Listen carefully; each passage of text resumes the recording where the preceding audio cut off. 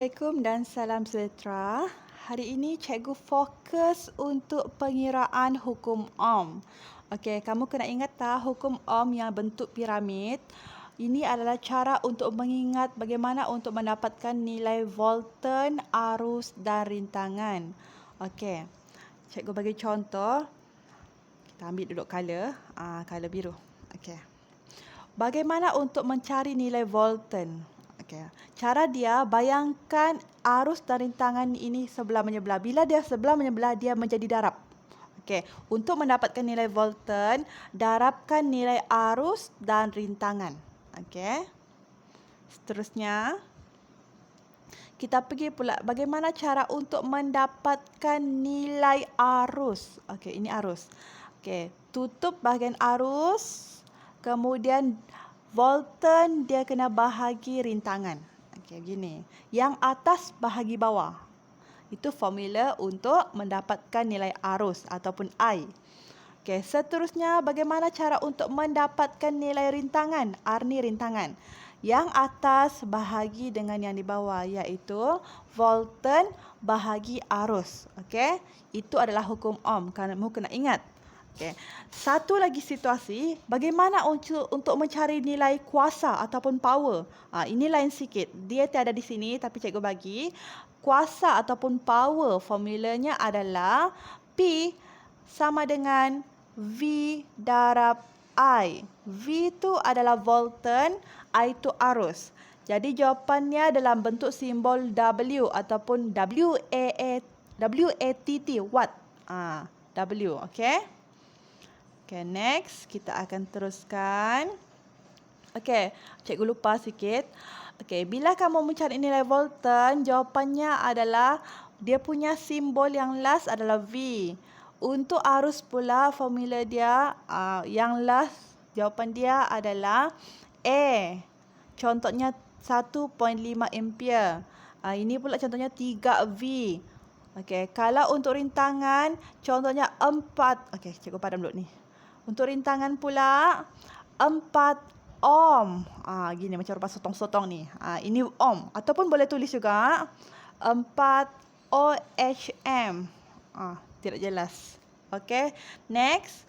Kita pergi slide seterusnya iaitu beza antara litar siri dan litar selari.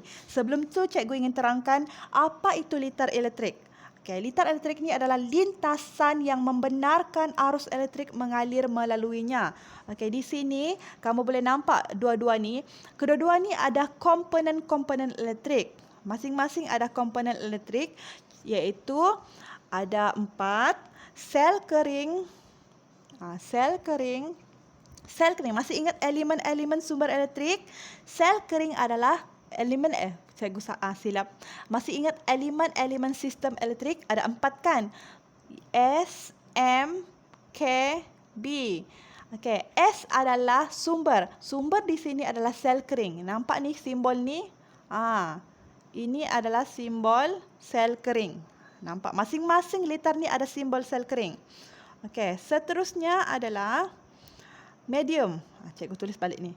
S, M, K, B. Seterusnya medium. Medium adalah kabel dia ataupun wayar dia. Masing-masing ada wayar yang ni. Ini wayar. Ini adalah litar. Yang ini litar skematik. Yang ini wayar. Okey. Seterusnya K ataupun kawalan. Kawalan adalah suis yang menyambung atau memutuskan litar. Cuma di sini dia tiada suis. Tapi kalau lakaran yang sebenar, suisnya macam ni. Kalau kita buat lakaran skematik dia yang sebenar. Okey, ini adalah sel kering. Cikgu buat lakaran untuk litar siri ya. Kemudian ini adalah wayar ataupun medium. Seterusnya ini adalah mentol. Yang ini mentol. Ini mentol. Okey. Kemudian kita sambungkan wayar. Okey, suis macam ni, okey. Suis ada titik. Titik sini naik atas. Lepas tu ke tepi ada titik. Yang ini. Nampak? Ataupun cikgu ubah color lah supaya senang.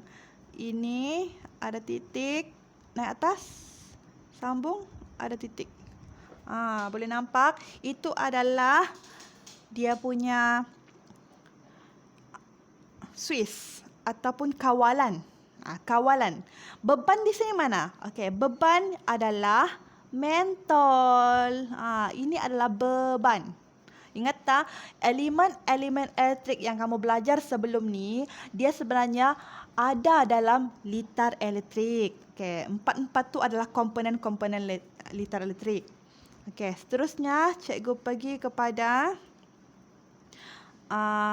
beza antara litar siri dan litar selari. Bila kamu nampak pada gambar tadi, cikgu padam jap. Okey. Bila kamu nampak pada gambar ni, litar siri dan litar selari, kamu boleh nampakkah apa beza dia? Okey. Kalau cikgu terangkan, okey, pertama, kamu nampak ni, litar siri ni. Dia ada satu wayar sahaja yang bersambung, yang mana sel keringnya, mentolnya bersambung pada satu wayar. Itu adalah litar siri. Cuma kelemahan dia ni adalah bila satu mentol ni mati, mentol yang lain tu akan terus terjejas. Itu kelemahan dia. Bila satu mati, mentol yang lain tu akan terjejas. Dan bila ada tambah satu mentol lagi, mentol yang lain akan malap. Itu adalah kelemahan litar siri. Dia mempengaruhi, okey? Boleh? Semakin banyak mentol, semakin kurang volten dia. Tapi bila satu mentol itu terbakar, mentol lain tidak menyala. Semakin, cikgu ulang balik, semakin banyak mentol dalam litar siri, semakin malap mentol yang lain. Okay, bila satu mentol rosak, maka dia akan mempengaruhi mentol yang lain. Maksudnya mentol yang lain itu tidak menyala. Boleh? Itu litar siri. Okey, sekarang cikgu terang pula litar selari. Okey, litar selari ni dia ada banyak wayar kabel. Dia ada banyak cabang-cabang. Masing-masing ada mentol di kabel tu. Okey. Kelebihan dia, litar selari ni dia bertentangan dengan litar siri. Contohnya bila kita tambah mentol, dia tidak akan mempengaruhi mentol yang lain. Mentol yang lain tetap menyala macam biasa. Kita tambah, dia tidak akan mempengaruhi. Dan bila mentol tu rosak untuk litar selari ni, bila dia rosak, dia tidak akan mempengaruhi juga mentol yang lain. Mentol yang lain tetap akan berjalan macam biasa. Itu litar selari. Okay. Next. Ketiga pula, ini beza litar siri dan selari dari segi pengiraan. Pertama dari sudut susunan perintang. Perintang ni ini ya, yang segi 4 ni adalah perintang. Kalau kamu tengok, litar siri dia sederet. Maksudnya dia sederet, tahu kan sederet? Itu dia punya. Yang anak panah ni cikgu bagi contoh. Dia bukan dalam simbol lah. Anak panah ni cikgu tunjukkan litar tu. Untuk litar selari pula, dia bertentangan. Tengok dia bertentangan. Litar selari. Dari segi formula pula untuk rintangan, dia ingat tak dia punya formula ohm, unit dia ohm. OHM, ohm. Untuk mendapatkan jumlah rintangan bagi litar selari, tambahkan. Contohnya katakan rintangan dia adalah, katakan ini rintangan dia 3, ini 2. Tambahkan saja. 3 tambah 2 jawapannya adalah, contohnya ini, cikgu formula ni kita fokus. Rintangan dia adalah 3, ini 3, ini 2. 3 tambah 2 sama dengan 5 ohm. Ini untuk litar selari. Tetapi untuk litar maafkan cikgu, itu untuk litar siri. 3 tambah 2 sama dengan 5 ohm. 5 ohm. Kita buat sini. 3 tambah 2 sama dengan 5 ohm. Dia berbeza dengan litar selari. Yang mana litar selari kita mau cari rintangan, kita kena letak pecahan. Contoh, kalau ini 3, ini 5. 1/3 tambah 1/5. Lagi satu, kita kena samahkan nilai di bawah dia. Ini ada pengiraan matematik kan. Cara dia 3, cikgu ubah warna supaya senang. 3 darab 5 supaya sama.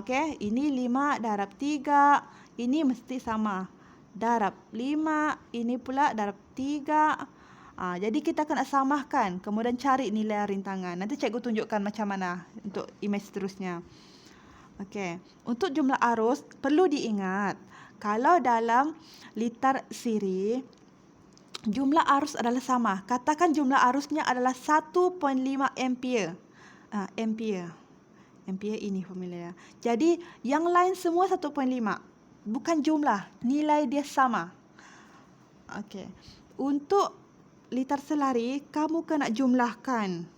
Katakan jumlah arus dia adalah 1.5, tambahkan lagi. Tambah 1.5 tambah 1.3 ke, 1.2 ke. Kamu kena tambah untuk dapatkan jumlah arus. Berbeza dengan jumlah arus siri. Siri sama saja. Okey, next. Jumlah volten pula, kalau untuk litar siri, jumlah volten dia tambahkan sahaja. Tambah. Tapi kalau jumlah volten selari, sama sahaja. Macam inilah formula ni. Okey, next. Kita pergi slide seterusnya. Ini adalah contoh pengiraan bagi mendapatkan jumlah rintangan. Tapi kena tengok dulu dia litar apa. Ini adalah litar selari. Nampak ni selari. Okey, selari. Dia litar selari. Jadi kalau litar selari, kamu kena ingat formula dia ni dalam bentuk pecahan. Pertama, formulanya adalah jumlah rintangan sama dengan 1/R1 bahagi tambah 1/R2 tambah 1/R3. Okey, katakan nilai R1 adalah 5 ohm dan R2 adalah 3 ohm. Jadi kamu kena letak satu nilai yang di atas tu adalah kekal ini. Satu tu kekal. Ini ya. Okey. Jadi 1/5 tambah 1/3. Kemudian tambahkan nilai di bawah supaya sama. Okey, macam cikgu beritahu tadi. Ini darab dengan 3, ini darab dengan 3. Mesti sama. Ini darab dengan 5, ini darab dengan 5. Kemudian dapatlah jawapan dia seperti ini. Terkeluar pula. Seperti ini. 3/15 tambah 5/15 sama dengan 8/15 ohm. Kemudian dia belum habis. Seterusnya. Okey. 8/15 sama dengan 1/R. Cantik kah? Tidak cantik. Okay, cikgu ubah biar cantik sikit. Okey. Dia sama juga nilai dia. 1/R sama dengan 8/15. Boleh terbalik. Sekarang kita mau cari nilai, sebenarnya nilai ini. Apa nilai R? Bukan ini. Ini. Jadi caranya adalah 1/R sama dengan 8/15. Kita kena pindahkan ini ke sebelah dahulu untuk mendapatkan nilainya. Ingat okey. Cikgu kena ulang balik. 1/R